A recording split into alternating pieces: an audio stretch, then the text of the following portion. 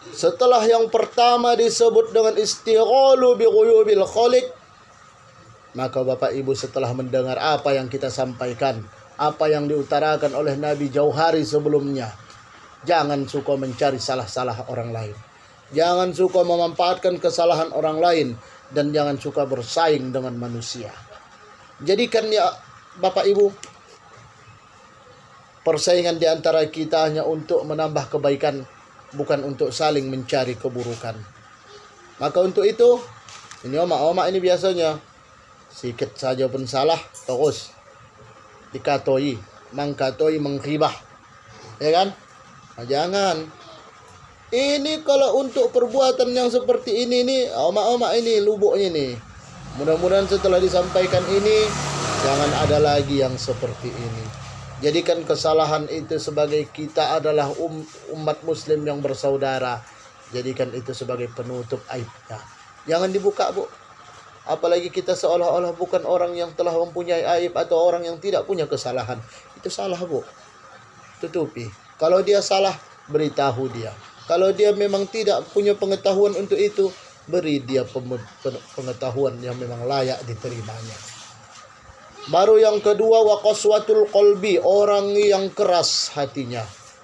Ini bapak-bapak ini selalu ego. Orang yang keras hatinya ini dimaksud qaswatul qalbi. Sudahlah hatinya keras, kasar, tertutup untuk menerima kebenaran.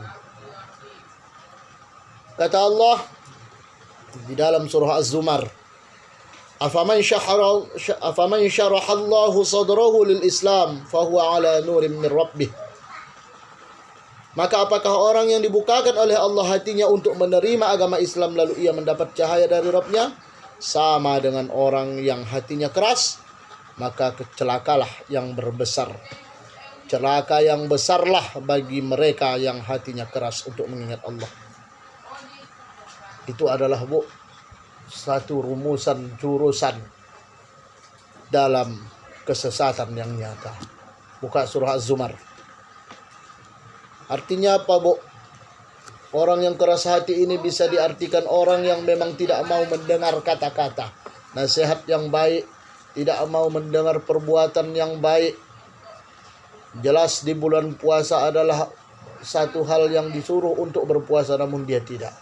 Begitu dia diajak dan dibimbing untuk berpuasa, namun apa dikatakannya? Nggak nahan. Na'udzubillah. Namun begitu pun, Bu, begitu lebaran dia yang duluan nggak ada bajunya, dia yang sibuk. Kenapa? Uang muslim kok, katanya. Kan ini susah kita, Bu. Orang yang seperti ini adalah orang yang keras hatinya. Orang yang memang tidak mau mendengar sesuatu yang baik.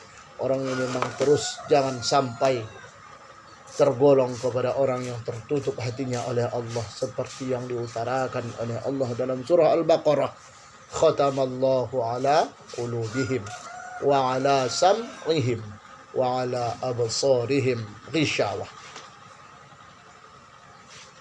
Allah menutup hatinya, menutup pendengarannya, dan menutup penglihatannya untuk berbuat, untuk melihat yang baik-baik. Ghishawah. Dia tidak mengetahui bahwasanya azab Allah itu sangat pedih. Maka untuk itu, Bu, jangan sampai kita tergolong, ya Pak, ya Bu, orang-orang yang seperti itu. Yang ketiga, ada yang disebut dengan hubbud dunia. Nah, ini ketika kita terlalu cinta terhadap dunia.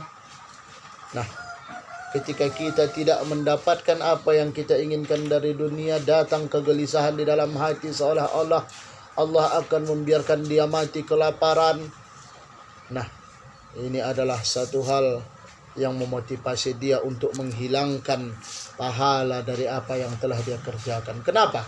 Karena ketika dia tidak mendapatkan apa yang diinginkannya, dia akan murka kepada Tuhannya. Kata Nabi, Allah berkata di surah Al-Isra, "Man kana yuridul ajilata ajjalna lahu fiha ma nasha' liman nuridu thumma ja'alna lahu jahannam yaslaha madhmuman madhura." Barang siapa yang menghendaki kehidupan dunia, maka kami segerakan baginya dunia itu. Apa yang kami kehendaki bagi yang kami kehendaki, dan kami tentukan bagian neraka jahanam. Ia akan memasukkan dalam keadaan tercela dan terusir. Subhanallah, na'udzu billah. Sakit, Pak. Dunia yang kita kejar tidak dapat, akhirat pun kita celaka. Jangan mentang-mentang ambisi dan obsesi Bapak ingin menjadikan diri Bapak sebagai orang yang terkemuka dan setidak-tidaknya bisa membawa satu perahu sebagai nahoda, setidaknya menjadi tekong. Akan tetapi karena itu tak dapat Bapak, maka kemurkaan di hati Bapak terus mendekatkan diri Bapak kepada syaitan dan menjauhkan diri Bapak dari Tuhan semesta alam. Na'udzu billah. Makanya cinta kepada dunia silahkan, tapi sekedarnya saja.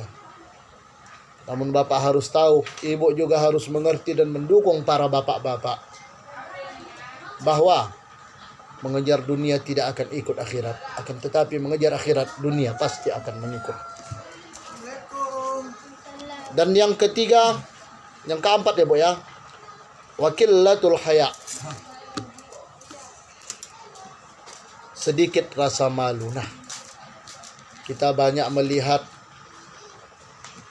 kita tahu bahwa al-haya'u minal iman. Malu itu sebagian dari iman. Kita juga tahu al-haya'u la ya'ti illa bi khair. Rasa malu itu tidaklah mendatangkan kecuali kebaikan. Tapi ini pula lah yang kurang pada kita pada hari ini. Di bulan suci Ramadan yang jelas dilarang bagi kita untuk mengkonsumsi apapun dari terbit fajar hingga terbenam matahari. Banyak di antara kita pada hari ini yang masih tetap dengan bangganya menghisap dan menghirup rokok. Na'udzu billahi min dzalik. Silahkan dia tidak berpuasa, tapi jangan ditunjukkan ya tidak puasanya di depan orang yang berpuasa. Silahkan, akan tetapi jangan ditunjukkannya kehebatannya. Itu membuat dia semakin terpojok, membuat dia hancur sendirinya. Kenapa? Karena sudah hilang rasa malu pada dirinya dan hatinya. Maka untuk itu Bapak Ibu, mari sama-sama kita motivasi diri kita, saling nasihat menasihati, wa tawassaw bil haq. Mari sama-sama kita terus wa ta'awanu 'alal birri wat taqwa. Terus nasihat menasihati untuk ketakwaan, untuk berbuat baik, sehingga apa yang kita harapkan di mata Allah dan tetap kita dalam lindungan Allah Subhanahu wa taala. Jadilah kita orang yang melakukan kebajikan di dunia ini.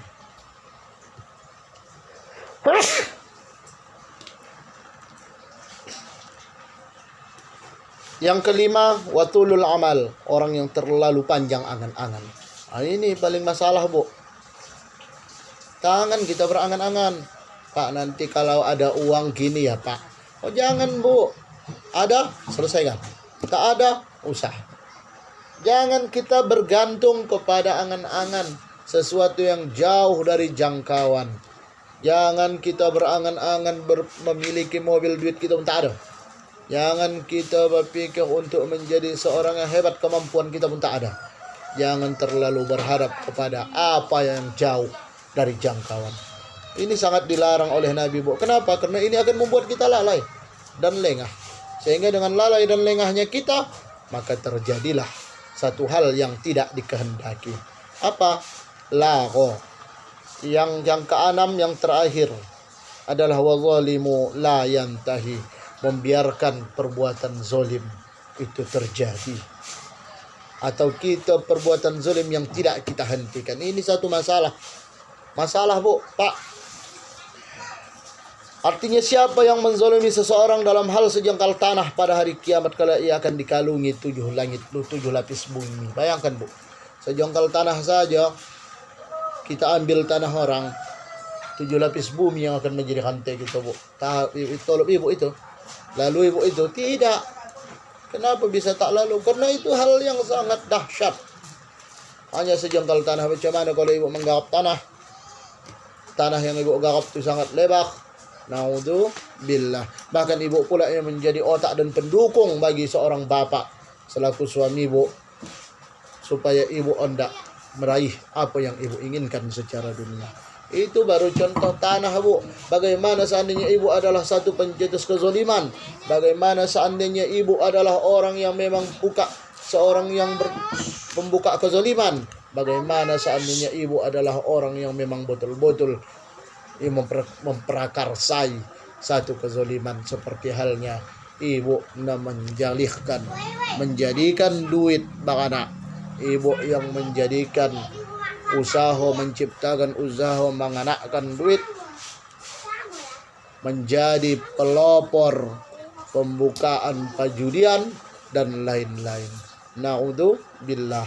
Semoga kiranya apa yang telah terjadi bagi kita di masa lalu itu pelajaran, dan seandainya itu pun betul telah kita lakukan, mari sama-sama kita bertobat kepada Allah dengan cara mandi taubat, sholat taubat, dan betul-betul meyakini pada diri kita sendiri bahwa kita tidak akan mengulangi hal itu terjadi lagi. Ada yang mau ditanyakan, Bu, sebelum kita tutup? Mudah-mudahan apa yang menjadi tausiah singkat kita pada hari ini menjadi ikhtibar dan pelajaran penting bagi kita untuk mendatang.